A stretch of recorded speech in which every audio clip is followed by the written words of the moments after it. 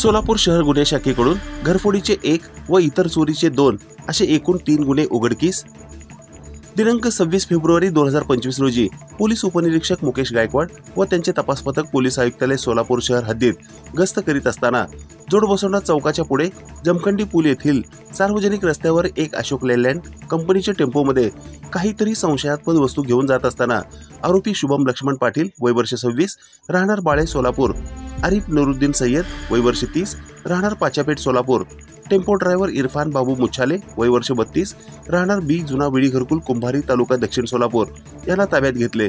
नमूद इस्मांकडे चौकशी केली असता त्यांनी MSC बँकेने सील केलेल्या शारदा सूत मिल कुंभारी येथून सूत मिलमधील मोठ्या मशिनरी गॅस कटरच्या साहाय्याने कट करून ते टेम्पोमध्ये भरून विक्रीकरिता सोलापूर येथे आणल्याचे सांगितले।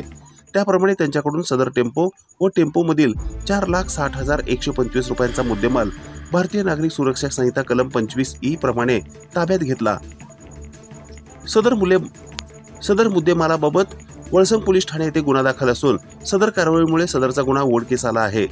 तसेच दिनांक 5 मार्च 2025 रोजी पोलीस उपनिरीक्षक मुकेश गायकवाड व त्यांचे पथकास एक महिला चिप्पा भाजी मार्केटच्या बाजूला सार्वजनिक रस्त्यावरून चोरीचा मालमत्ता विक्री करण्याकरिता अशोक चौकाकडे पायी चालत येणार असल्याची माहिती प्राप्त झाली होती। त्या अनुषंगाने महिला फरजाना अब्बास शेख वय वर्ष 42 राहणार गोदुताई विडी घरकुल कुंभारी यांना महिला पोलीस अंमलदार यांच्या करवी ताब्यात घेऊन पंचासमक्ष अंगझडती घेतली असता तिच्या ताब्यातून 1,07,500 रुपये किमतीचे सोन्या चांदीचे दागिने हस्तगत करण्यात आले। त्याबाबत सदर बाजार पोलीस ठाण्याकडील दाखल 2 गुन्हे उघडकीस आले आहेत। सदरची कामगिरी M राजकुमार पोलीस आयुक्त। ताज्या घडामोडी पाहण्यासाठी आजच महाराष्ट्र सुखदेव न्यूज या YouTube चॅनलला लाईक आणि सबस्क्राईब करा। ताज्या घडामोडी पाहण्यासाठी आजच महाराष्ट्र सुखदेव न्यूज या YouTube चॅनलला लाईक आणि सबस्क्राईब करा।